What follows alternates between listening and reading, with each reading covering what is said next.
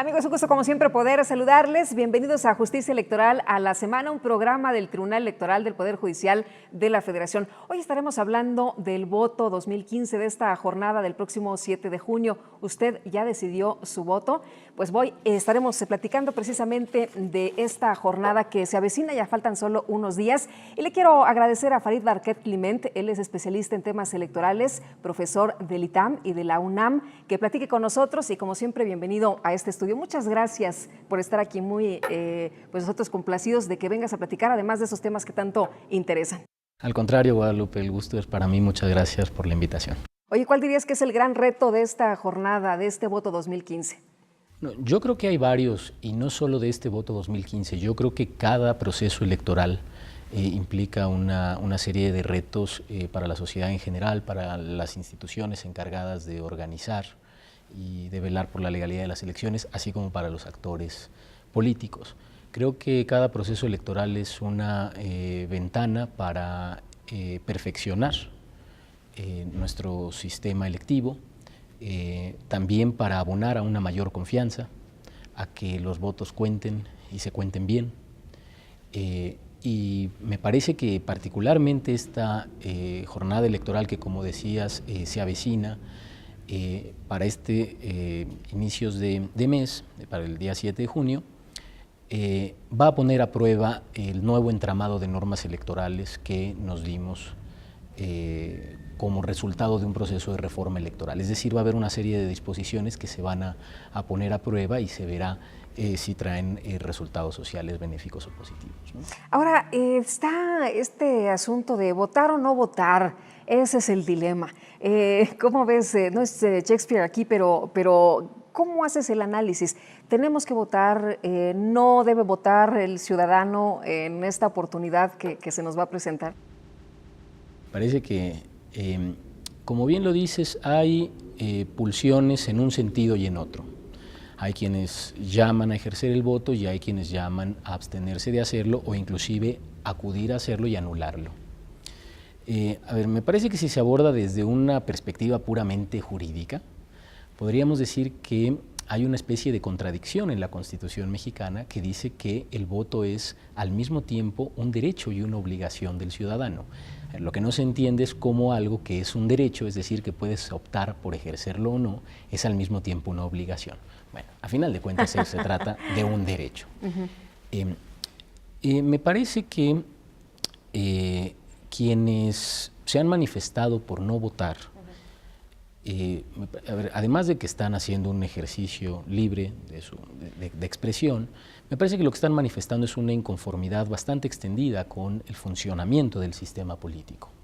Es decir, el país atraviesa por una serie de problemas, algunos de ellos particularmente agudos, sobre todo en materia de seguridad, amplias franjas del territorio atravesadas por la violencia, y además de una situación económica pues también muy desfavorable para segmentos de población muy considerables.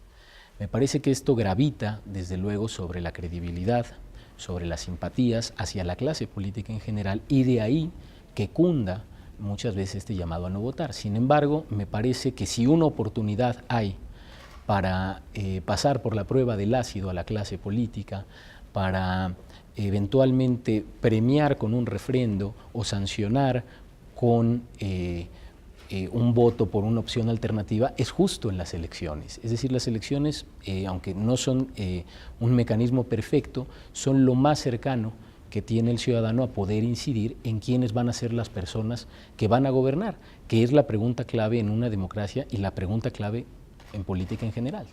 Ahora, se habla de que las elecciones intermedias no generan tanta atención.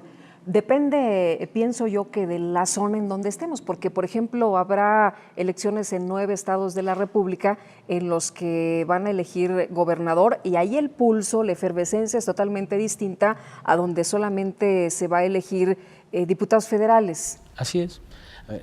Apuntas algo que es interesante y que además pues, está comprobado por las experiencias electorales recientes. La evidencia arroja que efectivamente cuando solo se renuevan órganos parlamentarios, la participación baja. Si bien esto se ve compensado, como tú dices, cuando concurren con esa renovación del Congreso de la Unión solo en la Cámara de Diputados. Es decir, ahí todos los mexicanos estamos invitados a votar, todos los ciudadanos mexicanos, ¿sí? Para renovar a una de las cámaras del Congreso de la Unión.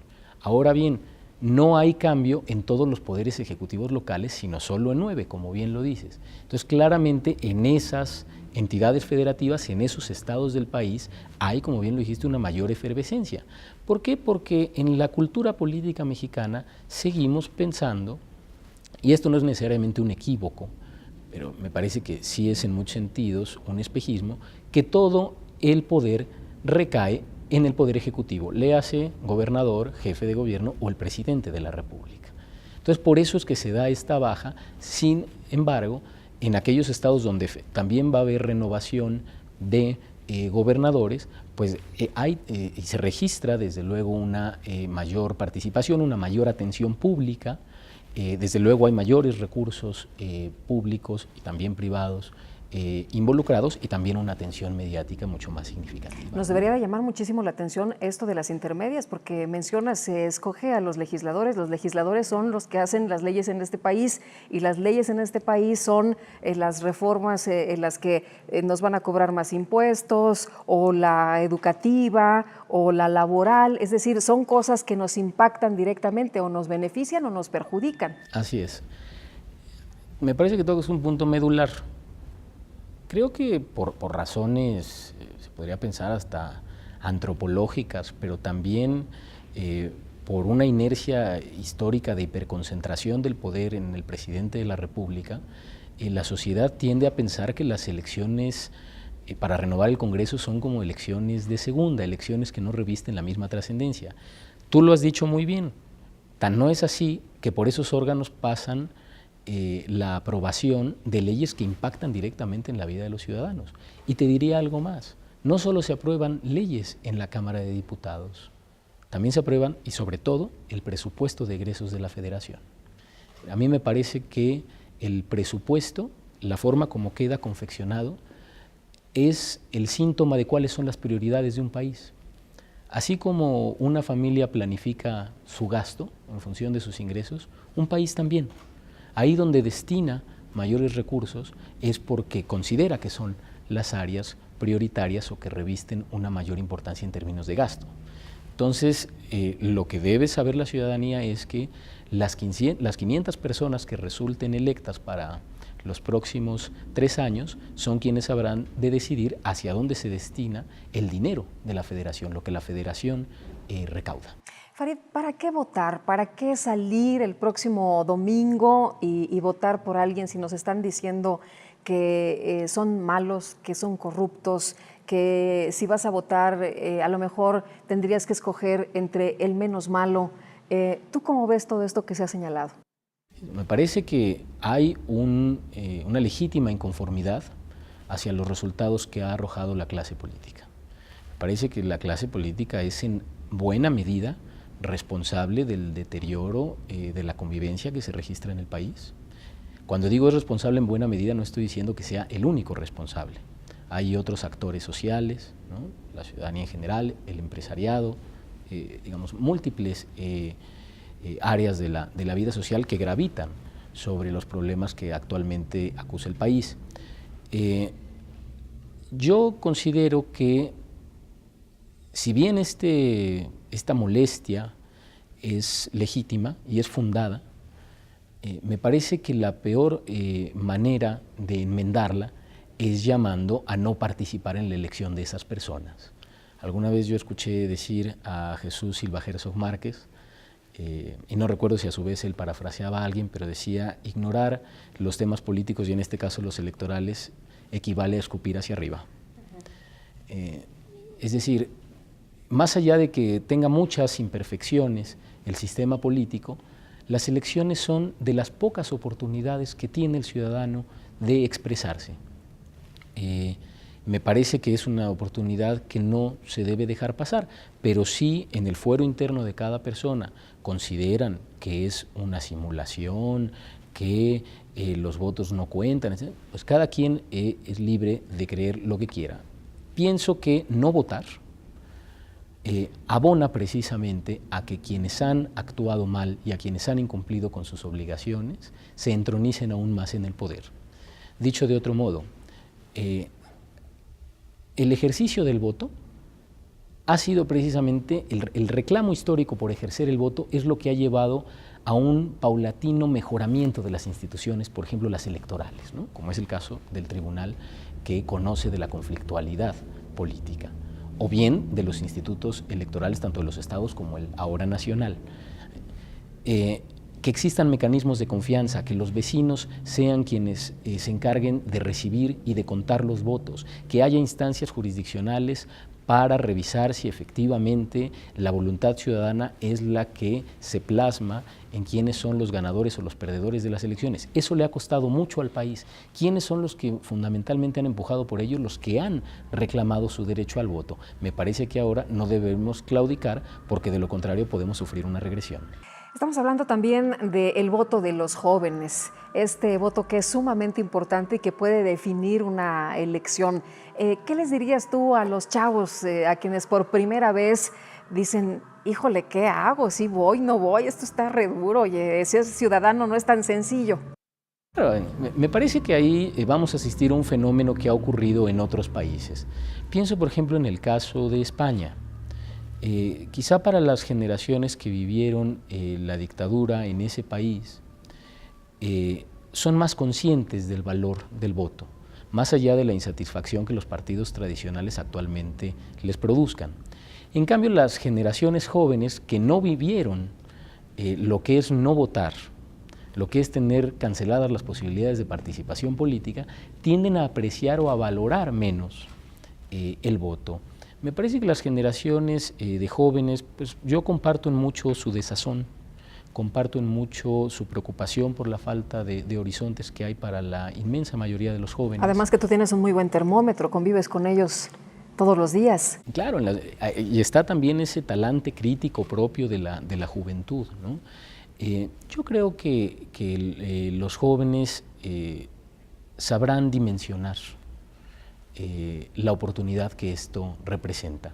Creo que hoy en día, además, su contacto creciente con redes sociales, con medios de información entre ellos, propicia que haya un debate singular, al que le imprimen pues siempre, ¿no? la chispa juvenil y las formas que tienen de comunicación, todo esto de los memes, etcétera, pero me parece que será sin duda un momento también apreciado y valorado por ellos.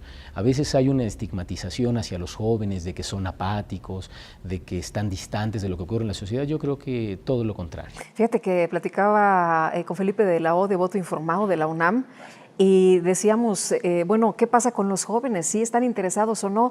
Y me decía, bueno, en Voto Informado la mayoría de las visitas, y son miles de visitas, son de chavos. Así es. Esa es una muy buena iniciativa.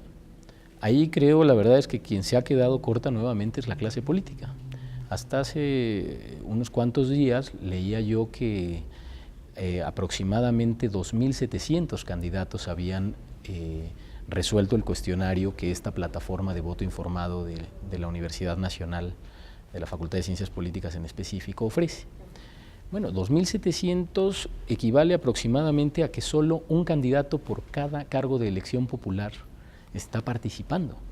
Es decir, los restantes 9 competidores, ¿no? Con un número aproximado, digamos, sus pares, sus competidores no están participando. Es decir, por cada cargo de elección popular que está en disputa el domingo 7, solo un candidato está contestando el cuestionario. Número que se ve rebasado con creces por la participación de los jóvenes, que ahí queda registrada, ¿no? Me parece que eso es muy, muy sintomático de lo que está pasando, ¿no? Ya que estamos hablando del voto informado, ¿qué tan importante o diferente puede ser el voto informado? Yo creo que ese es el auténtico voto. Lo otro es como si fuera atinar a la ruleta, ¿no? Cuando te vendan los ojos y en la feria pinchas un globo a ver si tiene un premio o no. A ver, esto me parece que es un punto muy importante. Si los partidos políticos no explicitan cuáles son sus compromisos, cuál es su plataforma programática, cuáles son sus propuestas, cuáles son las soluciones que están queriendo ofrecer a los problemas más acuciantes, entonces aquello para la gente se vuelve un sorteo, un concurso de popularidad en el mejor de los casos, ¿no? Inclinarse o decantarse por la simpatía o por la imagen que me puede despertar un dicho o un rostro, ¿no? El voto, la información, yo diría que es una condición de posibilidad del ejercicio efectivo de las libertades políticas.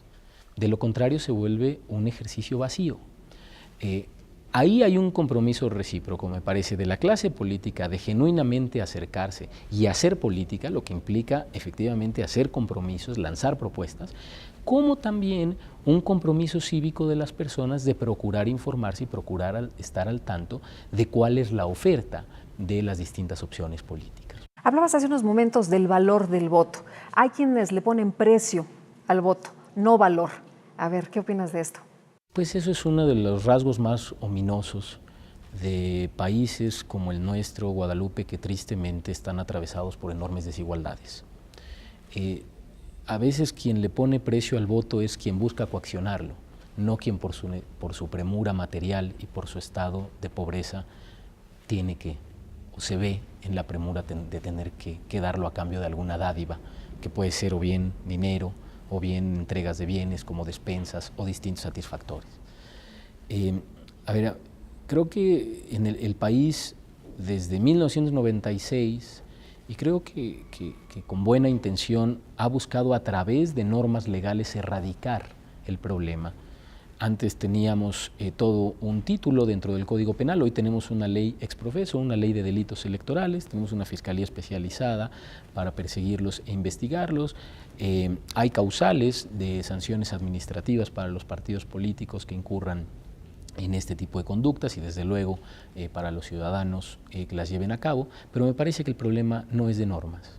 Es decir, por más que con la mejor intención querramos erradicar los problemas de coacción y compra del voto, mientras sigan subsistiendo desigualdades tan lacerantes en el país, habrá personas que desafortunadamente no puedan ejercer con plena libertad su voto y sean no cómplices, sino, yo diría, víctimas de este tipo de prácticas tan nocivas. Se nos dice que el voto es libre, que el voto es secreto, que el voto es directo, en fin, tienen ahí una serie de descripciones para el voto. Muchas personas piensan que no, muchas personas piensan que si alguien te amenaza, entonces tienes que votar porque si no recibes tal o cual dádiva, entonces te van a quitar tu trabajo, o si no fotografías y recibes los 100 pesos que te dan, entonces pues a lo mejor a tu familia le quitan también la chamba. Seguimos viviendo en este contexto desde hace varios años. Es un asunto que no podemos erradicar. ¿Cómo le hacemos? Pues hacer un nuevo llamado, Guadalupe. Me parece que, hay que entender a la gente no justificar ni desde luego consecuentar ese proceder. Me parece que hay que entender en principio la preocupación de la gente que en principio puede pensar o darle credibilidad a esas personas que que amagan con quitarles, como tú dices, acceso, por ejemplo, a programas sociales o quitarles un empleo. Aprovechar para decirle a los ciudadanos, para decirle a la gente que el sistema electoral mexicano siempre es susceptible de ser perfeccionado, pero el sistema cuenta con elementos para garantizar que el voto es secreto, que no existen maneras de que se sepa por qué partido o coalición votó qué ciudadano. Que sepan que los programas sociales son eso, son programas para paliar las desigualdades, para darles acceso a bienes básicos, para satisfacer necesidades elementales, y que su prestación no puede ni debe estar sujeta a ningún tipo de condicionamiento, a ningún tipo de amenaza por parte de ningún actor político. Desde luego se hace, como dice, se hace la norma y se hace la trampa. Ahora ahí es donde la tecnología se revierte. Ahora, por ejemplo, los teléfonos celulares, se le pide a muchas personas que comprueben que efectivamente votaron. Bueno, pues decirles que quienes les piden que hagan ese tipo de cosas son quienes incurren en delitos, y que en verdad cobren conciencia de que su dignidad de ciudadanos se ve lesionada por quienes apelan de manera absolutamente injustificada e indebida a ese tipo de prácticas y que, por el contrario, plasmen su voto, como tú bien has dicho, con libertad, porque las autoridades, tanto las autoridades administrativas como las autoridades jurisdiccionales, están llamadas a tutelar que efectivamente así sea. ¿Es verdad entonces que si yo deposito mi voto, las instituciones lo protegen? ¿Nadie va a cambiar el resultado de mi voto? Si yo voté por A y en otra papeleta voté por B, ¿me van a respetar a quien yo escogí? Yo creo que el país ha avanzado en las últimas décadas en la confianza de que así sea. Creo que... Porque has escuchado seguramente que para qué votar si siempre ganan los mismos, ¿no? Yo creo que no ganan los mismos. Ha habido alternancia. Así es. Ha habido alternancia ya en todos los niveles, hasta en la presidencia de la República, hay mayorías cambiantes en los congresos, la inmensa mayoría de los estados del país han sido gobernados al menos por 2 partidos políticos, si no es que ya por los 3 principales. Me parece que esa es la prueba fehaciente de que no siempre ganan los mismos.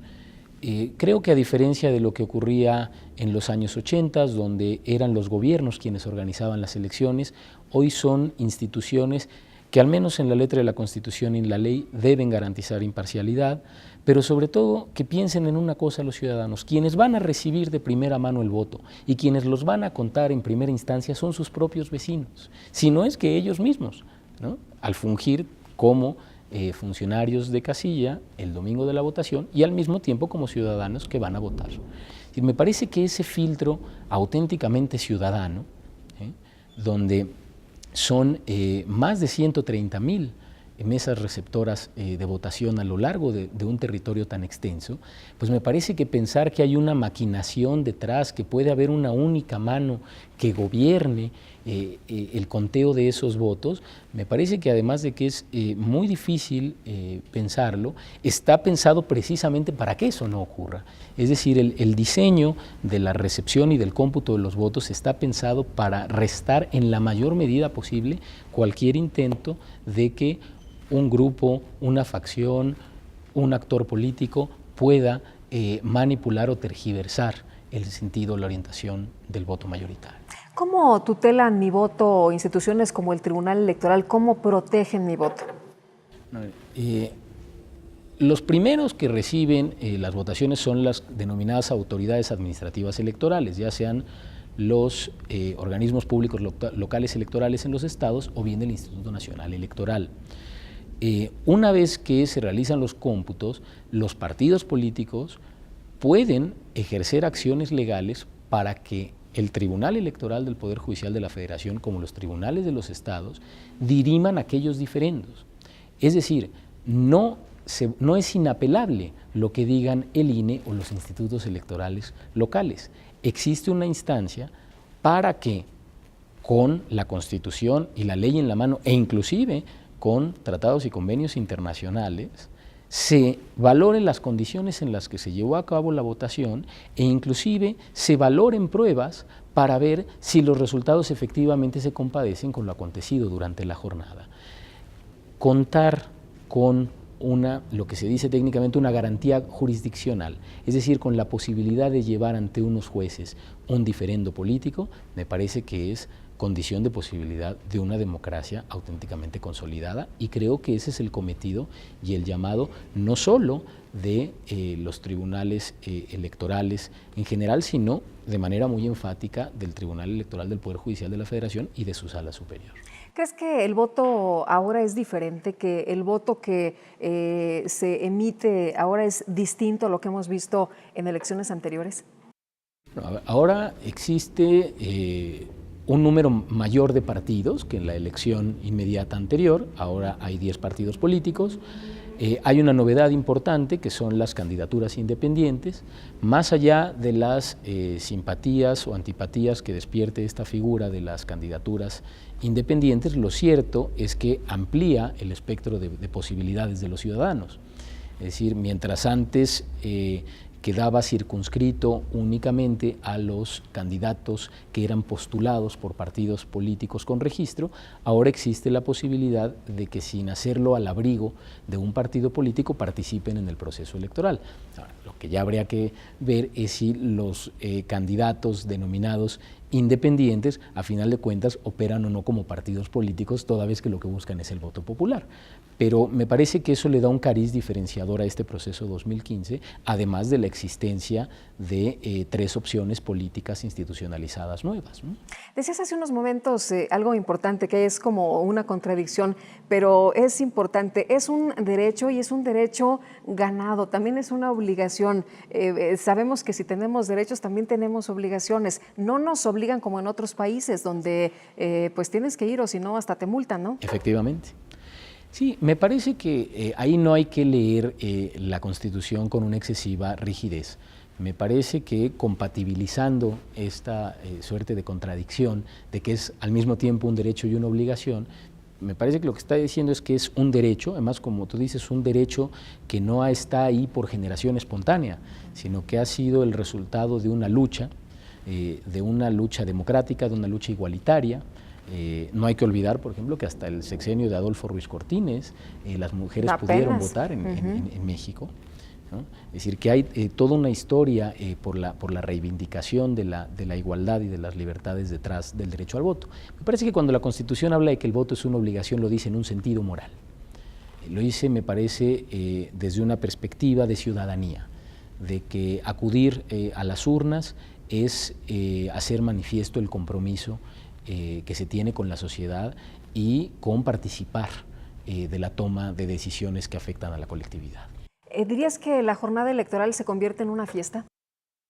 Pues eso es lo que uno quisiera, que fuera una fiesta cívica, el gran día de la democracia. Desafortunadamente, y esperemos que sea la excepción, la jornada del próximo día 7, a veces se registran incidentes o fricciones, afortunadamente no demasiado extendidas, sino muy focalizadas, pues de algunos conatos de violencia, de algunos choques o roces entre grupos que simpatizan con unos u otros partidos.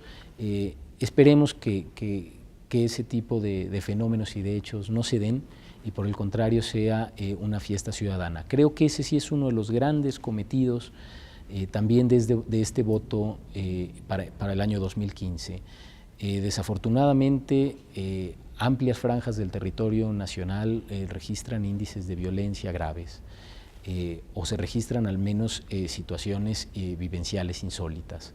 Creo que el país ha pasado por momentos convulsos de distinto signo desde hace más de 2 décadas. Recuerdo cuando fue el brote zapatista en Chiapas, más allá de que no fue un movimiento armado a final de cuentas, sino un llamado de atención del entonces ejército zapatista, de que hubo asesinatos políticos en aquel año 94, de que en el año 2006 había un conflicto magisterial cúspide, tanto en el año 1994 como en el 2006, se lograron instalar la inmensa mayoría de las casillas. Fueron realmente marginales las casillas que no se lograron instalar. Yo espero que en este proceso electoral 2015 esos obstáculos que campean como nubarrones sobre la jornada electoral no se hagan efectivos y se permita a las personas y a los ciudadanos en general votar en libertad, y que si hay sectores que están inconformes, pues que canalicen su inconformidad por otras vías, pero que no se impidan a sí mismos ni al resto de los ciudadanos la oportunidad de ejercer este voto. Farid, ha sido un placer, como siempre, poder platicar contigo. Muchísimas gracias. Al contrario, gracias a ti, Guadalupe, como siempre, un placer. Y muchas gracias también a usted por habernos acompañado aquí en Justicia Electoral a la semana, ya sabe, el próximo domingo a votar, y si es un voto informado, mucho mejor. Que la pase usted muy bien.